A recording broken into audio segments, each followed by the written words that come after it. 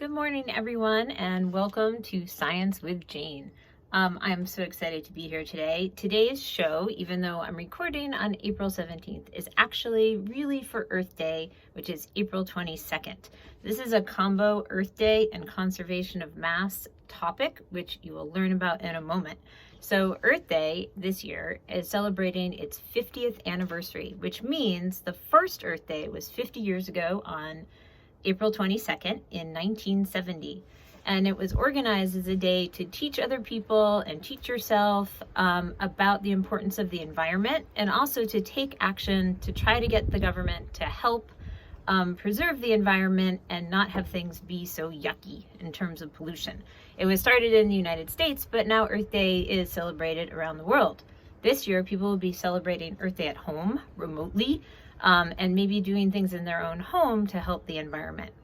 Earth Day was really successful as a way to get people to care more about the environment, and we actually changed some of the things about our country to help us do that. So for example, by the end of 1970, 50 years ago, the EPA, which stands for the Environmental Protection Agency, was established, and the Clean Air Act was passed. And just 2 years after that, in 1972, the Clean Water Act was passed. And as you can probably guess from those names, they were to stop, or at least to try to stop, air and water pollution. And they had a huge impact on the health of those parts of our environment. So if you want to learn more about the history of Earth Day, there's a lot of good resources out there. I picked 2 Brains On podcasts that I think are connected in cool ways. One is called Earthrise, so I've listed them here. And that is really about seeing Earth from space and what that can teach us about protecting our planet by getting a view of it from outer space. And the other one is more practical purposes and deals with water pollution. It's called Burning Rivers of Fire. Because can you believe rivers used to actually catch on fire because they were so polluted? So if you did not know that and you want to learn more about it, you should check out that podcast. Again, that's the second Brains On podcast that's listed here. Great. So, conservation of mass and energy. You would think, how does this connect to Earth Day? Well, it's totally connected. Here's the deal with this. That law of physics says you cannot make things appear or disappear. So it's not like you can just create matter from nothing. And when you have matter, you can't poof, make it go away. There is a little catch. You can actually, and Einstein figured this out, transfer matter into energy, or energy into matter. And in fact, probably one of the things you know about Einstein, this equation, which is E equals mc squared, explains that. So what this actually means is that you can take energy and make it into matter, or you can take matter and make it into energy, but it's really difficult to do, and essentially you need a nuclear reaction to do it. So for the most part, energy is energy, matter is matter, and you can't make the stuff appear or disappear. And if you can, it doesn't actually appear or disappear, it just transforms into the other thing. So we're going to talk about how that impacts our Earth and our environment. All right. A first super important thing is all the stuff we have around us is made up of things that we find here on Earth. So I'm up in a treehouse, which is mostly made of wood, and that wood comes from trees. So I'm basically in a treehouse made of trees that have been cut and put into other places. So all of the things that we have to come from somewhere on Earth. And when we're done with those things and we throw them away, they don't just disappear, they go somewhere. So this is why recycling and reducing what we use is so important, because the more we recycle, the less we're taking those original things, like the original trees, and using them to make more of the stuff that we need. We're instead just reusing or recycling the things that we have. Okay, so we're gonna get into that with the activity. So the activities today, I did 2 different activities. Any age group can participate in any one. One is for recycling and one is for plants. So kind of depending on what you're interested in, maybe also depending if you can go outside, you can pick which one you want to do. So the first one is recycle. It's this paper here. This is an exploration of what matter comes from and how to reduce waste. Because basically you can't just make stuff appear. So conservation of mass means that matter cannot appear or disappear. It has to come from somewhere and go somewhere when we are done with it. Use this table to learn where different materials come from. So I'm going to go over that now. So this is what the table looks like. There's the material, and then the origin. This is where it comes from. I'm gonna blow your mind with some of this because, like, I don't know, I think it's weird. So we're gonna start with plastic. All right, now there's a lot of different kinds of plastic, which makes things complicated, but most plastic is made from petroleum oil. Yes, like the stuff that also makes like gasoline and heating oil makes this, okay? So yeah, that's where it comes from. And so the more plastic we make and use, the more petroleum oil we're using up to make that plastic, okay? So that's plastic. Now let's move on to glass. Glass comes from sand, not the paper on the glass, but the actual, just the glass part of the glass, which I think is really cool. And basically you have to melt the sand and you get glass, which is pretty neat. Then we have paper and cardboard. I brought up a tissue box that is empty of tissues, but both the tissues and the box are made from trees.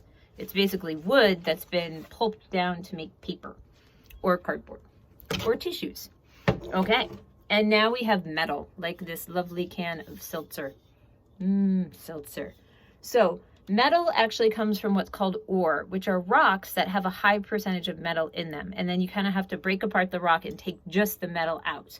So all of these processes to either get the petroleum oil and make plastic, to melt down the sand and make glass, or to cut down the tree and make paper, or to mine out the ore and then extract the metal and make the can, take a lot of energy to do, which means we're burning fuel to do those processes, which also means we're releasing more carbon dioxide into the atmosphere.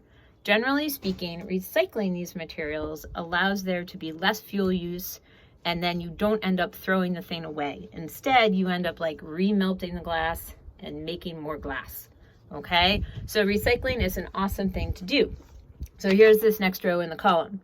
Find out if you can recycle these materials in your town or city. So there's a space for you to write that. You might need to like look it up on your town or city website, or maybe you have a paper from your town or city and you can look at it. Plastic, because there's so many different types, most places recycle some plastic and not all plastic. Okay, so that you might need to do like a little additional researching on, okay? And then items from your home or recycling bin. You can look around and write down a couple items in each category so that you are good at deciding if the thing is made of plastic, glass, cardboard or paper, or metal. And that is the first recycling activity. If you feel like you need more recycling activity, here's a spot to do some recycling artwork. You can make a sign to hang near your recycling bin at home about recycling, like what can you recycle in your house, or just about why it's important. Or you can get items from your recycling bin and build a sculpture, draw a picture of your sculpture, or you could even take a photo and put it in this lovely frame. I hope you have fun recycling. All right, moving on to planting. So here we go. Oh, that's the wrong page. Here we go. Plants are so amazing because what they do by growing is they actually are machines that take carbon dioxide from the air. So remember we were talking about all those resources we had to use to make the things like the glass and the aluminum can and the paper. Well, when we burn fuel, generally, we release carbon dioxide into the atmosphere. That causes problems like global climate change. But plants are taking carbon dioxide out of the air. It's so cool. So I have a question for you, if I can find the thing that I had. Ah, here we go. It's very small. All right, so this, and it's a very small one, is, as I think you can see, an acorn. So an acorn is a seed for an oak tree, and this is a particularly tiny one. I saved this one from squirrels that were trying to eat it. Now, this acorn has the potential to be planted and to start to grow into an oak tree. Who's seen an oak tree before? I have. Yeah, I don't have any visible from here because they're mostly in the other side of the yard. But oak trees can grow really, really, really big and really, really, really tall. And they have a lot of mass in them. So where does all that matter come from? Where does that mass come from? The answer is carbon dioxide. That's right. The way that this becomes a tree is that the tree will start to do photosynthesis, and it will take carbon dioxide out of the air, and it will use those atoms in the carbon dioxide to build its body. Because remember, you can't just poof have an oak tree and the matter comes from nowhere. It has to come from somewhere, and the place it comes from is the atmosphere. So that is a cool fact about trees. So planting trees and taking care of trees is a really great way to take care of the environment, because trees do so many things, but one thing that they definitely do in all kinds of plants, not just trees, is they take carbon dioxide from the air and they store it in their bodies. They actually build their bodies with the stuff. It's so neat. So here are some activity options, and depending on where you live and what you have access to, you're gonna have to kind of figure it out. So plant a tree or another plant in your yard. Opt for native plants if you can, to help native insects, birds, and other animals. Native means that the actual range where like that plant normally is found in the wild is where you live. And that will help other animals, and especially insects and birds, use that plant as a part of their habitat. Okay, and you can like order those online. You might be able to go to a nursery locally, depending if things are open. It's hard to tell right now. So here's another option if planting a tree is not in the cards right now. You can plant some seeds in a pot or cup inside, on a windowsill, or on a balcony. You can even soak dried beans or even spices that are actually seeds, or even like some bird seed, and get a little wet and then plant those. Or you could take seeds from the inside of your food, like apples or peppers, and try to get those to germinate. I recommend first putting them in a wet paper towel, like inside a Ziploc bag to keep it wet.